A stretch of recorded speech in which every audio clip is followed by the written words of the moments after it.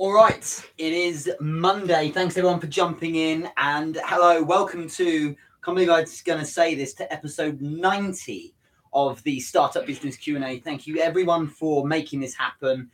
This is purely a perfect example of what happens when you have attention, people are sending you things, and you're delivering what they're after.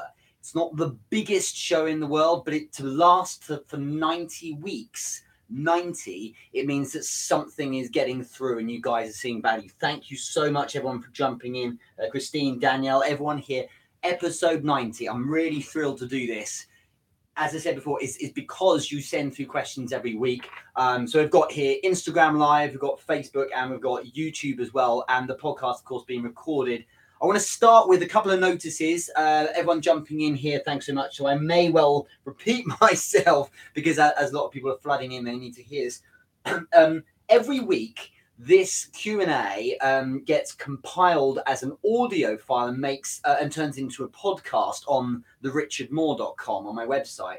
I would like to have an audio intro for that podcast. So if you are any good at making audio intros, like 8 to 10 seconds for the Startup Business Q&A podcast with me, I would love to hear from you. Happy to pay for it. So I was going to chuck, $5 on Fiverr.com, but I thought you lot actually pay attention here. So $50 to the best one. Nothing crazy, just 8 to 10 seconds. I'd love a bit of music in there as well. Or if you know someone, then tag them and I'll get them to do it instead. But what I would love is for someone to jump in and provide that audio intro. That'd be fantastic. And of course, I'll give you a big shout out as well as some cash when you do it. But if you know anyone or if you're any good at making that, let me know. And yeah, then on every single podcast, we'll have that as the introduction. Hello, everyone. And thanks for jumping in. Instagram, that's great to see you in here. So what we're going to do today is go through the questions, but I also have an offer for those of you who are listening as a thank you for jumping in on episode 90. What I didn't want to do was clickbait it on the title. I wanted people to jump in who are interested in the Q&A rather than as an incentive, because when you give things away, that obviously gets people interested, but I want it to be here. Carolina, thanks so much for jumping in on Instagram. I'm on Facebook Live right now, as well as YouTube, as well as Instagram, so you can watch me anywhere. But here's the thing: the Basics of Sales course and the Monetize You course are almost $500 worth of courses I've run. So this is Basics of Sales is obviously the essentials of how to sell, what I coach in London every week. I've done this for about a decade or so, and also the Monetize You course is using your own knowledge to generate your own business income without learning something completely new. Those courses are around $500, just under. But because it's episode 90 of the Q&A today, if any of you want both courses for only $100, you can email me or DM me. So email me richard@therichardmoore.com or DM me now on any of these platforms and say, yes, please. And you've got it, both courses for $100, just as a thank you for everyone jumping in. Let's get into the questions. If this is your first time, thank you for joining us. This has been 90 weeks, so where have you been, of Startup Business Q&A questions at a rate of between 6 and 8 questions per week. You can think about that's quite a lot of questions here. We're looking at something in the region of 500-600, maybe even more questions that we've answered. If you have a question, do add it to the stream. I'm looking around because I've got all these other monitors up, but just ping it into the comments and we'll go from there. So thank you very much. If you have anything in advance, those of you listening on the podcast, I always check the comments if you have anything to ask there. But let's dive in. So if you have a question, post it here. If you have a question you think other people would benefit from having answered, even if you know the answer yourself, stick it in as well. That would be valuable. But let's go. First question is from Dawn Diaz. I always feel I need to prepare and write everything down and rehearse it. Fear of not knowing what to say. That's my problem. I don't feel I could just start talking off the top of my head. So maybe how do I break through from the fear of sounding like I'm clueless? I'm sure I would do fine, but it's the fear that gets me in my head. This is something I actually did a talk on a couple of weeks ago. I was at an event in London in a place called Moorgate near the city, kind of is the city. And I was talking about networking and how to overcome fear when you're selling to people. And if you're if you're speaking, Dawn, then essentially you are selling to people. I'm doing it right now. If you think I'm an idiot, you won't come back. If you think it's valuable, then you might spend some time with me. So that's the whole point. And I think when it comes down to the fear of things like speaking, such as on something like this, it often boils down to the same thing. Your objectives are a little bit too high to where you feel comfortable. Now, the reality is for most probably, you're never entirely going to get over how you feel about speaking. You might get a little bit nervous no matter how much you're up for it. But look at your objectives. Are you setting yourself up to fail because you're hoping on your first ever live stream that it's going to be the greatest ever thing and go viral? Are you expecting to do huge amounts on your first attempt, is what I'm saying? Although they don't think like this because they're very young children, imagine if a baby with an adult's brain was thinking to themselves, okay, I'm going to try and walk today for the first time. What I expect to do is walk perfectly well with balance and everything. They'd be overthinking it, and that's where the fear comes in. 2 hacks here. Firstly, lower the objective, not your aspiration. You're keen, of course, to deliver a great speech, Dawn, but lower your aspiration, lower your objective, which is on this first try, I have to participate. That's all. I've just got to show up. That might be all it is. Okay. The next thing is once you've done that, once you've just simply showed up, maybe you do a live stream for 20 seconds and say, hi guys, I'm going to be doing a live stream every week. And this is my first one. I'm going to stop the stream now because I'm really nervous. And then the next one, you plan what you're going to say. You know, my objective for the second one might be literally to deliver a 30-second tip. Ignore all the comments and anything like that. Just focus on saying it and maybe read it out loud. But the bottom line is this: you can't beat practice, all right? Both my children are amazing at walking because I've practiced lots over the last few years. I'm pretty good at it too because I had a long time trying it. And it's the same with this bit of practice, but doing it in a controlled, relaxed environment is a good way to do it. If you've never done public speaking and you're going to speak at an event, and I know someone doing that, a good way to ease yourself in is not wait until that live event, but actually to do some live on Facebook or on Instagram like this. If you do this, you're not seeing an audience. I know that you guys are live, with me right now. I can see you on the streams, but I can't see you. And if I was really nervous, then it would be a great way of easing my way in. Another way of doing it, even a step before that, to lower the objectives, make it not too nerve-wracking, is turn off the comments.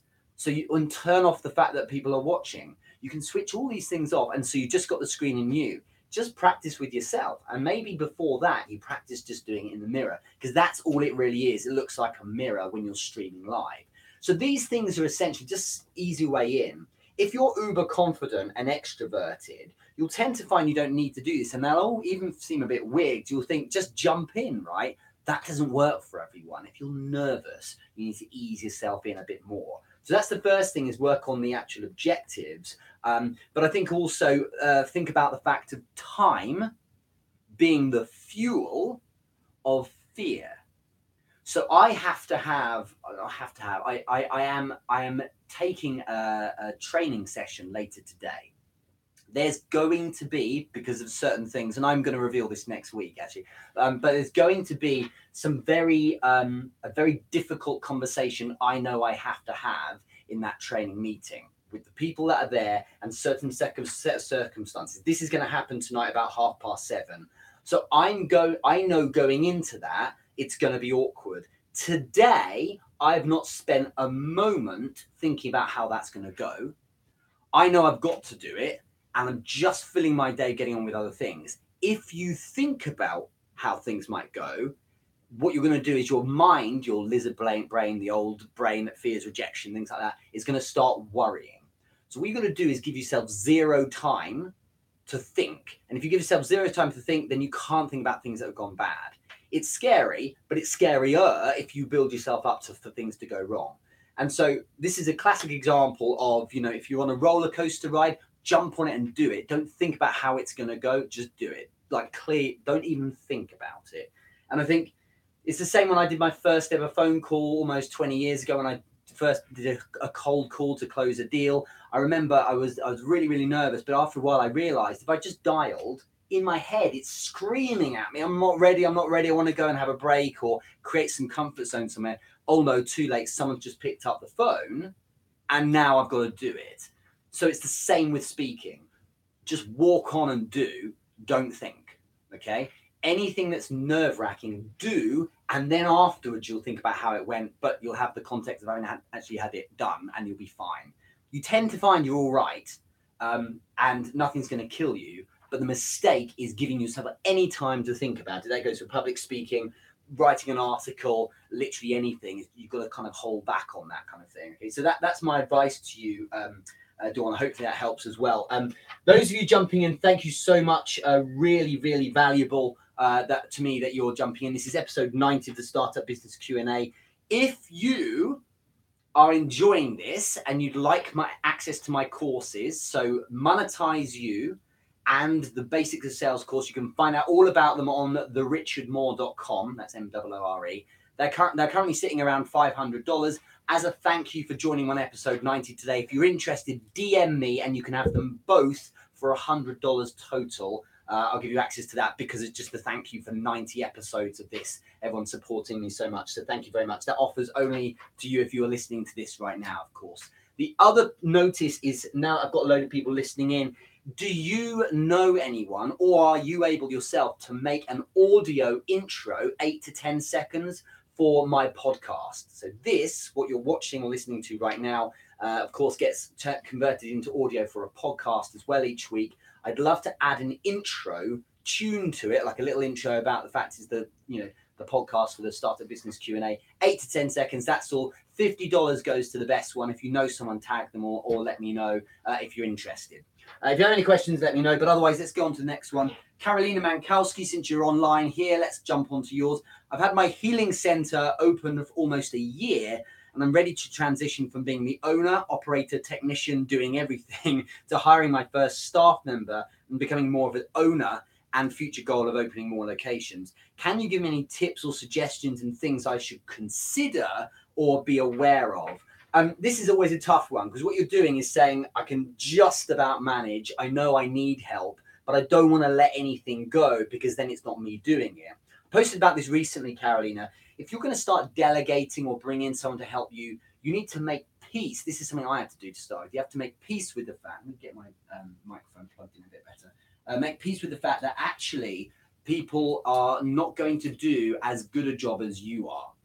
Just excuse me if you can hear me properly on Instagram. Thumbs up. Can you hear me on Instagram? Okay, I'm probably making a lot of noise now on the microphone. So the point is, if you're going to delegate a task, okay, then it's to understand that 80% tops of the quality you personally would deliver is what you'll get from it. You're just not going to get something done as well as you might unless you're giving an expert job to an expert instead of just to yourself and you don't know what you're doing with it. So ask yourself, what things firstly am I willing to lose a little bit of quality on? That's essential. Carolina, I'm a perfectionist too, so I understand this. This is hard to get over. But the other thing is what takes up a vast amount of my time that actually isn't the number one thing. For instance, contrary to popular belief, if you've been looking at my Instagram stories today, for instance, contrary to popular belief, producing content every single day at exactly the same time and making sure you're on point with that is valuable as a long-term play. So I'm sorting out all my wires whilst I'm talking. However, it is perfect as something to delegate to someone else, scheduling it or producing or have someone tidy up the content or have someone do the production on videos or something like that. This is perfect stuff for people to delegate. Have someone come in and take a load of photos or something like that, for instance. Having that pass over to someone looking after your website, for example, is perfect menial work that someone else can do. If you read the Icarus Deception, is it that one? Lynchpin by Seth Godin. He'll explain how, if you look at jobs that are can be put into an instruction manual, can be explained, that don't require the artistry on an intangible level of the person, that are things really you can automate in the sense of delegate or pass over. So for instance, my coaching of my Taekwondo schools is all about, I mean, everyone comes, they kind of come for Taekwondo, but they're coming for me because of the connection and the way I teach and things like that. Otherwise, they go to someone else because they prefer training with them. It's the connection with me that matters. So bringing in another coach wouldn't really work because actually they're buying me more than the actual deal, the things we're doing ourselves. So the only way I could get a coach to take over my role is if it's someone homegrown who just resonates with me and is the same kind of person, delivers in the same way that everyone buys into. Otherwise, that's not really going to work. So there are other things I would delegate instead. Sometimes it's just keeping the essence of yourself. That's the bit that really has to be you, and the rest is someone else to do. Things to be aware of, Carolina, is that actually a lot of what you think matters doesn't when it comes to employing someone else to look after things. A VA can actually be a good thing, contrary to popular belief, and you get what you pay for. If you put out a bit of extra cash, it can really be worth it, you know. And it might hurt a bit to begin with, but it's worth doing it that way because you'll recoup a lot of time. The thing I'd really think about is what areas or jobs really need work. And is it just that actually you could scale wonderfully if you had other people coming in to do the massage, for instance, and do the treatment? Are people genuinely coming for Carolina, or they're coming for something else? Are they coming because, let's be honest, you're local? Are they coming because you're convenient, you have good offers, you have good prices? Or are they coming for you? If they're purely coming from you, that can't be scaled. If they are coming because it's great to have your studio there and it kind of suits the demographic of the area, then get people in to do the massage and you can be focusing on other things. There's lots of other things we could chat about with this, but hopefully that helps. If they're coming for you, then that's something you can't really change. So everything else can be something else. You know, the maintenance and cleaning of the building, get someone else to do that. You mean, this is funny, but one of the best investments I ever made or decisions, if you like, when I bought this house, was I got a cleaner to come every week. I remember it really well because I moved from a flat in London to this house. This is a 3-story house with like 4 bathrooms and 4 bedrooms. It would take me ages to clean it. I remember once hoovering, like I was on the 2nd flight of stairs and going, this is 45 minutes it's been of hoovering. Like, I don't work this hard. It wasn't a snobbish thing. It's just like, there must be better use of my time and money. And so getting a really great cleaner to take control of that each week, sure, it's nice for me to have a nice place that I've cleaned myself, but actually she does a way better job. And like the time it frees up is amazing. And I know it gets done every week as well. That's a perfect example of something that, you know, is just as good as, in fact, better if someone else does it. So just think to yourself, like, write down what stuff really needs to be done every day. So then pass it all over. You should be there. This is advice for everyone, by the way, in terms of delegation and scaling. You should be there for the thing that people are coming for. People aren't coming for your social media content. They're coming for you. People aren't coming probably for the environment of the place almost. They're coming for you. People aren't coming for your rates or prices. That's rarely the case. People are coming for you. And so as a result, everything else can be passed on to other people. It's you doing the treatments that matters. Otherwise, it can be passed on to someone else. So hopefully that makes sense. I'm just trying to struggle my way through all these wires. I'm sorry. I've got like 1,000,001 cameras and they're in the end. Karen, I hope that helps. Thanks everyone for jumping in. Let me just get that over here. So those of you jumping in right now, in terms of the audio for the podcast intro, I'm really interested in this. If you're able to provide audio for my podcast, $50 to you, bang over something, just an audio that it's the Startup Business Q&A. I would love to hear from you. DM me or produce something, and that would really help a lot. But anyway, let's get on to some more questions. Matan Gockman's asked me a few questions. My questions, Richard, are: how do I pick the right team members? This one gets asked a lot, right? And I think it's a difficult one. I was a director of a recruiting business, and I also was part of the process of building that recruitment business as well, so internal recruitment as well. And one thing that stands out is if you pick a good guy over a very, very, by good guy I mean personality and character, over someone who is, proven as excellent in the field, but not necessarily such a good character, I think you'll always win. Because selling, for instance, is an example of something that can really be taught to most. Anything to a degree, you can get a lot, you can teach people things. But I just think that when you've got a good person, I think Elon Musk once said, I think the main thing is to pick people with a good heart. I totally agree with that. Some of the best hires I've ever had are people with zero experience who just got me, who were real advocates for my products and who resonated with me. We got on really well. And I remember thinking there's this one guy in particular, and it's sad that he had to move on. He wanted to move to another country, but he was phenomenal. And the reason why was because he cared and he bought into the story and, what we were trying to do. And we got on well. It just meant that when the chips were down and we needed more, the guy just worked so hard and he didn't need telling ever. It was because he wanted to. And someone who's good is great.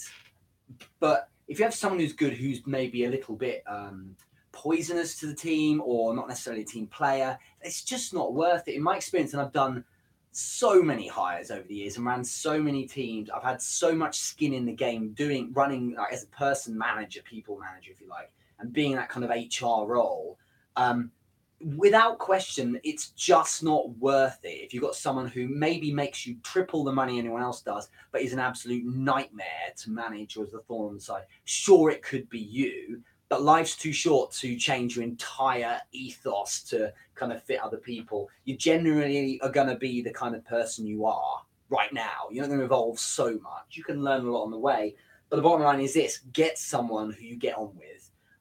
Friends and family can be a really good hire, it's just that you gotta take that carefully so you're not getting into any trouble should things go awry. But I really feel that this example of this guy, it works so well because I could tell I got the right guy when it was either like Boxing Day or more likely New Year's Day or something. Normally no one's working then, and I was still getting messages, hey, I'm just trying to close this person off, what do you think about this? And I was like, this guy loves it. And he loves it so much because he's bought into the cause. And maybe that's just I'd sold the role well, but probably as it went deeper, we just connected.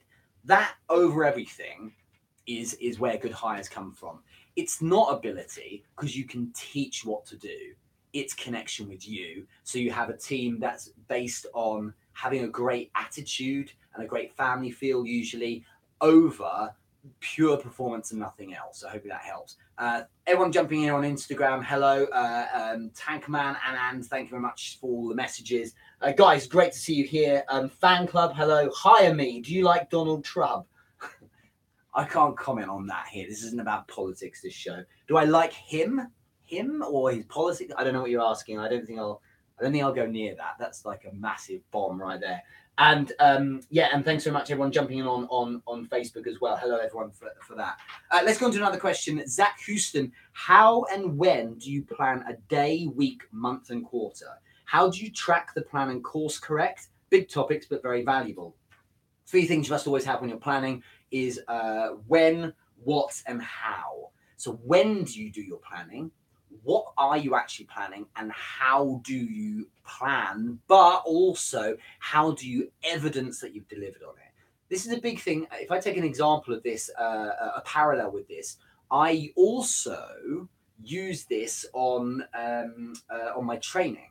It's very nice to go into companies and speak lots. I love, being able to help people, but there's no point training and then for the 16 minutes after that session where they've been nodding and having nice conversations, for that person to go, yeah, I really understand it, I'm motivated, I get it, and then nothing to happen. You need what's called follow through. So for instance, it might be a week later, we say, right, we're going to meet back, circle back on what we've done, and I need you to provide some evidence of you delivering on it. It's definitely the way to do it, you see. Thanks everyone for jumping in here on Instagram. Artie, hello, nice to meet you again here rather than in real life.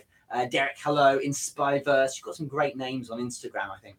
But I do think that there's a lot more to it than just planning something. It's the reviewing, Zach, that makes a huge difference there. Those of you jumping in here, thanks so much for doing it. This is episode 90 of the Startup Business Q&A. Great to see you all.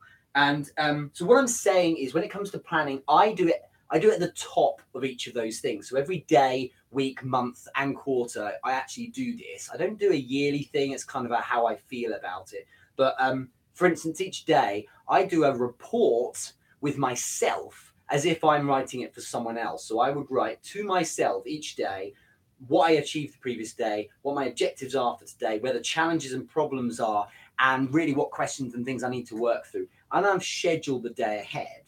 Now, that's well and good, but what's essential about the planning is the next day.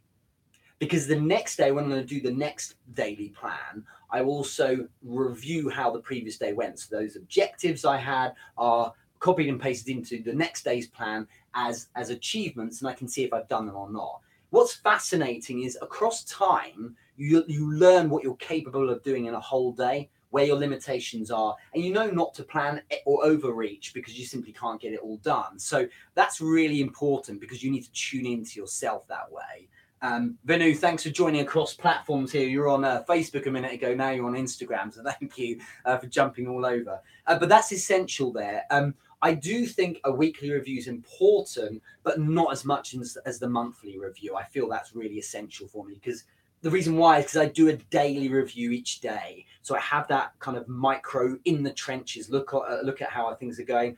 But then each month, it's good to zoom out and have what's called the helicopter view. Some people call it the God view. Just zoom out and look at the whole thing. What am I actually doing? If you do not look at your objectives and plans on a monthly and quarterly basis, as well as daily, here's what happens. You get so embroiled in the day-to-day that you don't look at the bigger picture. And I've found you tend to move to this place where really you're starting to kind of just do the day-to-day grindy stuff, and you can lose sight of actually that end destination or the big stuff you're doing.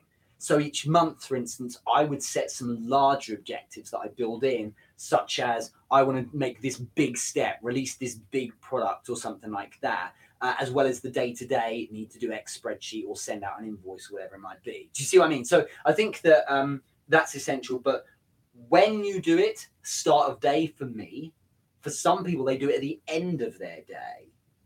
So it's up to you. It's just about being consistent, really. Weekly, sure, but for me, monthly is a big deal. And then quarterly, because I run a business and it's a limited company, so I need to make sure every quarter I have a sense of where I'm at. I think I'm blessed in a way because the first few years of my career were solidly focused on sales, and then moving to management position, it was selling and P&L, so profit and loss statements. So I was really focused on the commercial side of running the business, getting the numbers in, things like that. So I just look at life in quarters and in months, and everything is kind of like aiming towards targets kind of thing. There's no drifting there, is what I'm saying. I think that that's a really good way of living, and you can probably leak that into your kind of real life as well. But what you target, sometimes with your daily kind of objectives, it's good to add in everything you're going to be doing. Plan in the fact that you've got, like today, I planned in when I was going to eat. Okay, I planned in when I was going to have coffee.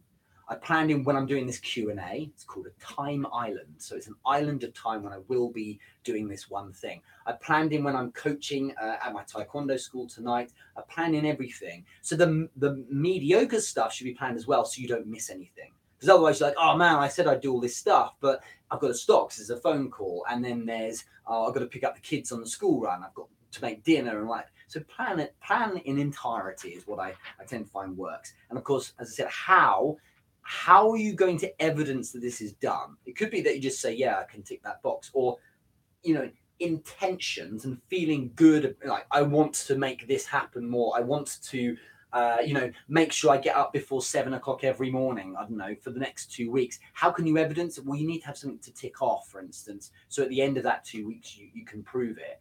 I used to do things like I would set aside 500 quid and say, at the end of 2 weeks, if you'd achieved X, you get to spend it. And if you don't, you have to give it away or something like that, whatever, something like that. Something to kind of keep you accountable and use it as a kind of to require evidence of you actually following through on it. So Zach, hopefully that helps. Really important. Lewis Angel Class, a lovely name there. Hello there. Your accent gives you more credit. Thanks so much. I'm glad to hear it. I feel I speak without an accent, but that's just me, and everyone would feel the same about themselves. I'm pleased that it gives me more credit. Hopefully what I'm saying, so that the actual words and value gives me credit as well, Lewis, that matters to me more than how I sound. But thanks for the compliment. Let's look at another question. So Matan's asked, how do you pick the right team members a moment ago? But he also asked, I'm preparing a content show.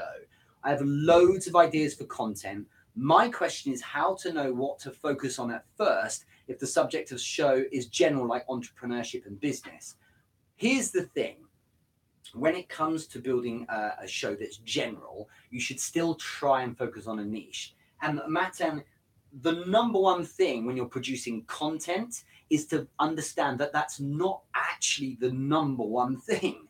It's in fact the distribution of it. So I may produce this content today, and this is like 20%, 15% of the focus, because the rest of it's the distribution. Is getting it onto right platforms, distributing it through the right people, and getting attention against it. Sure, it's good when people hop on live, but it's far, far more important to make sure after that you're distributing right so people get to see it. Now, that distribution or audience set of people are who you need to tap into to understand what you should be speaking about. Imagine if this startup Q&A each day was actually me just simply saying, I'm going to answer questions I think you probably want answered. So it'd be just all based on what I reckon. Far more effective to say, what questions do you have? That's why prior to the show on Facebook about 24 hours ago, I said, we're running the Q&A. Could you email me or DM me any questions you've got? And on the show, I'm saying, have you got any questions? Because rather than me answer questions that I think you should have answered, it's better to have it from you. Because you're the audience, right? So it makes sense to play to what you're after. When I decided I was going to build a course, so at the moment, I'm working on the basics of LinkedIn. Thumbs up, by the way, if any of you are interested in that. I'll be coming out soon. Utter basics of how to build your LinkedIn profile and get traction. I'm by no means world class in that yet, but I went from like a couple of hundred to now almost 2,000 followers in like 3 months on LinkedIn, getting loads of great traction from it. So I'm building that. But that came out of me asking. So what I did, Matan, was rather than saying, I don't know, I'll just do a course on Tumblr. I messaged out and said, I'm thinking of doing a course. Lots of you asking for different things. What would be of most value? I thought it would actually be something else, but I offered lots of suggestions and for people to add their own. And by far and away, overwhelmingly, it was LinkedIn, please, could you help with that? So that's what gets done. So you do what the audience needs, because that's how you're going to get more attention and traction moving forward. It's logical. And that's what you should be doing. Ask your audience, what should the subject of the show be? What should the theme each week be? So I've done this a few times. I've said, let's have the startup business Q&A, but what's the theme going to be?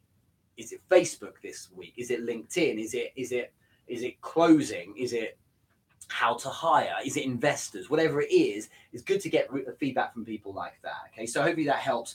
How to know to focus on for the first subject, how to know what to focus on, you simply ask your audience, what do you want to focus on? And if you don't know, go to like reddit.com, DDITT.com, and check out what people are writing about. Type entrepreneurship. What's the number one question that's being asked in the last month? Focus on that. That's going to make you pretty topical. I think that's a good way of doing it. Any questions on Facebook? Let me know if you have anything. How to build a culture, Ibrahim. Yeah, this is huge. I'm actually working with a new sales director. I'm going to see him on Wednesday as well on this.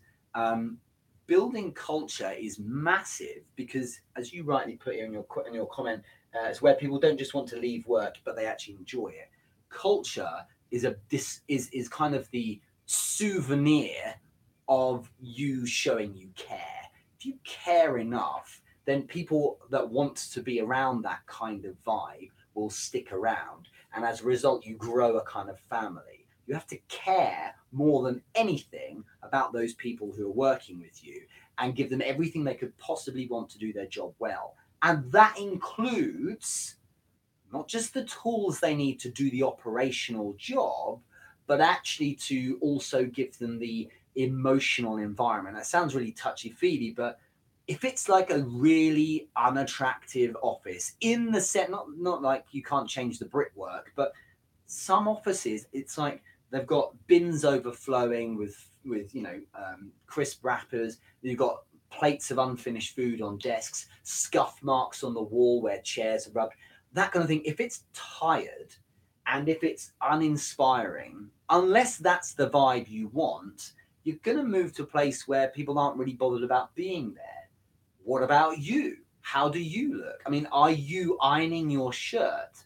Are you wearing a tie and a pocket square and braces or a waistcoat if that's the vibe you want in your office? So many times when I visit a company, people are like, it's crap. I mean, they're blaming their staff for not having the right kind of attitude. And it's like, but look at you. You know, you just like, you want these polished grads working for you, but you don't look the part yourself. If you want prestige or a premium looking company in its people, you've got to lead by example. So you've got to care by doing the same kind of thing. Some other companies are different. They're like, we want it to be chilled. So calm down and chill yourself. You know, it's all very important to understand like that. But culture, the main thing to understand is it takes time, man. You can't just switch things overnight. People need to bed in and relax. So over time, people need to buy into you, respect and trust. And that's because that happens through you consistently not dropping the ball in caring for them and giving them what they need emotionally as well as practically. Do that and they will naturally gravitate to be like you. It's just funny, you know, if you have someone who's amazing at their job, who everyone looks up to, the people who look up to that person tend to start evolving towards being like that person. If that person dresses really smartly, suddenly the team around that person who loves them, they start dressing really, really smartly. If alternatively a leader is really sloppily dressed and doesn't care, those people turning up on their first day in their smart suits, if that's how they dress, soon lose that level of kind of care for themselves because the general vibe is lackluster. It's fascinating. If you're a leader, you have to lead and embody the culture that you want from the team. That's the only way to get it happening. So it's a vast importance to understand it's a long game and you have to embody it. The only other thing I'd say is a bit of advice I gave someone last week. If you're running a team, if you're leading, if you're trying to build culture, you need to act as though there are cameras on you all day long. This is a really good tip as well for solopreneurs, people who are working on their own. So for instance, on like today, for most of today, I'm actually in my home office. I've just got a load of client work and content to produce. So if I was here on my own, I would still be acting as though I've got cameras on me, and it keeps you tight with what you're doing. It's like, am I doing something that people would be impressed with right now? If I'm not, I need to start questioning why I'm doing that. And it's really the same for if you're, for instance, on your sales floor. If you're in a team, if you're running a team, you know, how are you coming across? Because believe me, people are watching you far more than you realize. This is really important to understand. People are, it may appear, sitting at their desks or in their booth or whatever, and they're not looking at you, but they pick up on what you do so much more than you realize. It's a performance all day, okay? And it's not necessarily fronting, but it's recognizing that something should really not be done in front of other people. It's fascinating. If you see managers and they're on Facebook, when they shouldn't be, they rock up late to the company, they just don't care about themselves that much. It really rubs off on everyone else. People are watching you more than you realize, and act as though cameras are on you. would this be something you'd want to broadcast on national television or on a YouTube channel if you got 100,000 views of that video? Really, is this how you want to act? Because that's where culture lies. And building great culture is always recognizing that you're kind of on the stand if you're leading that. So hopefully that helps. It's a really good question, Ibrahim, and important to get that right. I really believe that. Let's finish up with a few more questions. Ian Tisker, I believe, Ian Tisker, that you were on my first ever Q&A, episode 1. This, of course, is now episode 90. So thanks very much for being involved all this way. Hey, Richard, my question is related to the romance of the hustle and struggle. I've spoken to people a lot about this recently. It's a bit perverse, but I'll explain and say, what is it to you when you are romantic about the journey? And what helps you get through the rough patches and through the eureka moments? Here's the thing. It might just be a massive farce, okay? But being romantic about the process of working, being romantic about, sure, doing this wonderful live stream with all you lot jumping in, it's just bloody brilliant. I love it. And that's one of the reasons why I keep doing it, as well as that you turn up every week and give me great questions to answer. I need to be just as romantic about what happens when I switch off all the video cameras and I get on with the client work and writing up notes from a conference call I had about 2 hours ago, all that kind of stuff. If you can condition yourself to, perversely it might seem, but that's just cultural, condition yourself to enjoy the climb and the journey and the shit that you have to go through, it becomes one hell of a great ride, because it's not just, oh, that was a great moment then, and then 18 hours later something else happens that's a great moment. You naturalize to really enjoying the whole thing. I'm romantic about the climb because of that idea I mentioned in the last answer about almost like you're on camera, almost like imagine this is like, seriously, people think, oh, it's a stupid bubble. Why? No, it's not. Why not act as though this is your movie? Because it kind of is. This is your Hollywood film, and the ending is whatever you'll make it. And you could even project that the ending will be a certain thing if it's you want to be on a yacht or a big house or whatever it might be. But how are you getting there? And the climb, isn't that the fascinating part? Think about like a Rocky film or something like that. People love it when he's actually, like, the montage of him training and fighting and being, getting up off the ground when he's been beaten down. That's the fun bit. Not like when he wins at the end, sure, but that's kind of that climax isn't nearly as interesting as the build. A great biography to read on this is Phil Knight's Shoe Dog. So Phil Knight was, of course, the co-founder of Nike, and it's when he had his IPO and overnight became this multi-millionaire as a result, because it floated and he became worth so much. He said, and I felt nothing, because the thing that really mattered to me was the climb to get there and the journey, and I just wanted to do it all again. And sure, it tastes better, the journey, when you get a good result out of it. But even if you don't get a good result, if you get a setback, but that's the point. It's a setback. It's part of the process. In any film, you have the climb, then the thing goes wrong, but then they come round and win in the end. So that's just part of it. And I think zooming out like that and being romantic about the whole thing is great. And it's just like, you're the star of your own show then. And people might think that's really, really deluded, and that's not the real world. Appears to be the real world for me, and it works really well. I just think it's a mindset thing. So I'm not a big life coachy kind of person, but I think that's the way I view it, because otherwise you get pretty cynical if you're always holding out for when there's a success. Condition yourself by coaching yourself that actually this is a really good moment. I mean, doing this crap at 3 a.m, because I'm trying to get this funnel to work on this bit of the website, and it will not do what it's meant to do.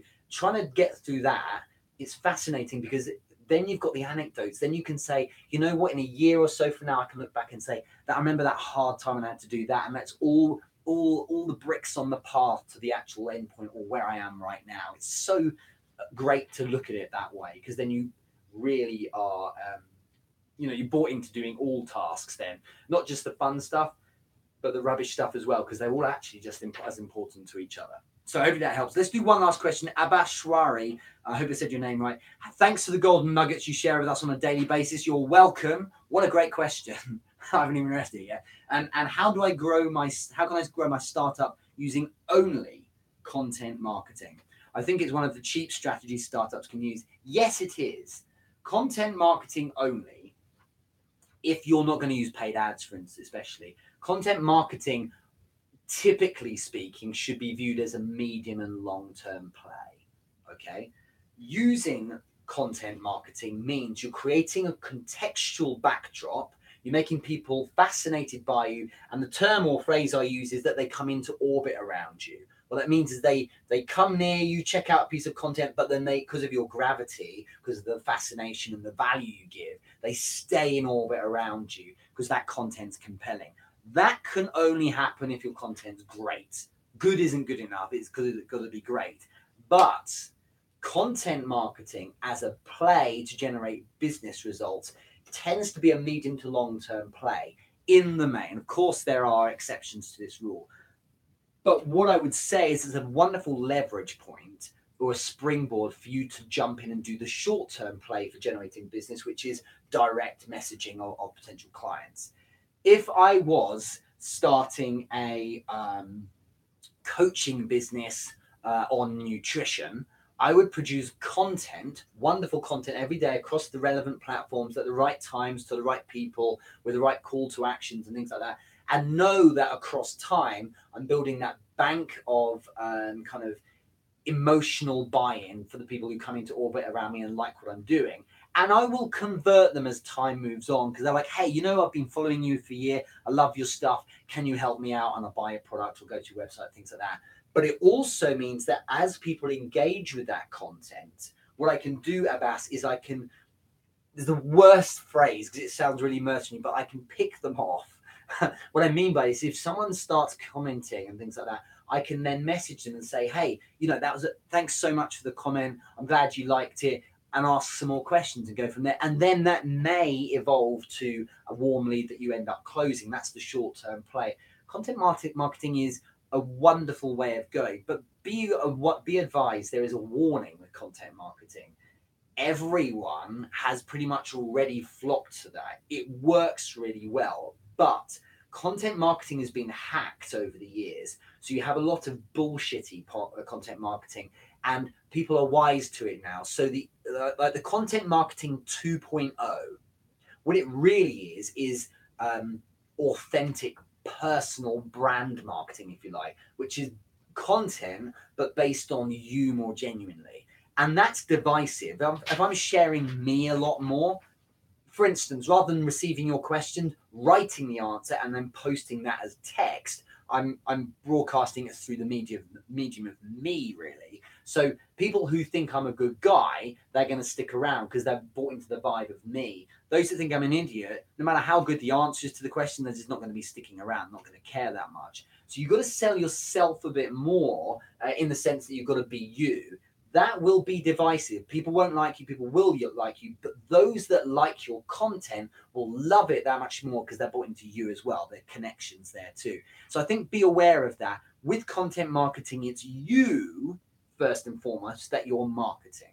Content marketing in the form of clever phrases or one-liners without you personally on top of it, ideally an image or your personal opinion, at least if it's text or live video like this, you know, without that, it's a bit faceless, and that's the kind of the early style content marketing. You're going to lose out a bit now when video is so prevalent. Good example of this, content marketing on LinkedIn. They're wise to the fact that video is king, and so now the platform really is pushing that, and it's just winning. If you want to get content marketing right now, if I could pick one, if I could only be on one platform, I know Facebook and all that. If I could be on one platform, it'd be LinkedIn right now.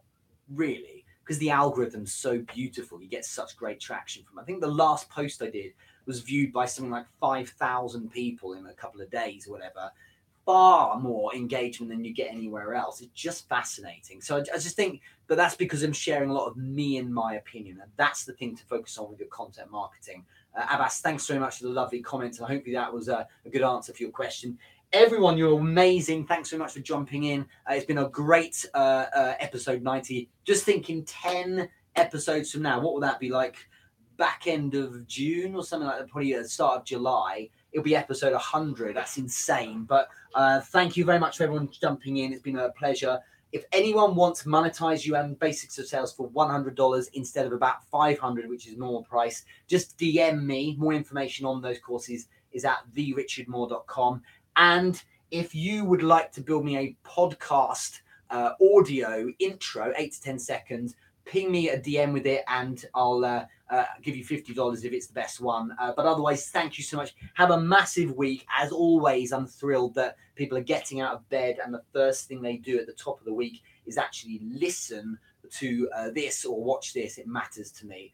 But I'll see you next week for episode 91. In the meantime, have a massive week and take care of yourself. Thanks very much. Bye-bye to you on Instagram and sharing that. And bye-bye to you all on YouTube. Thanks very much for you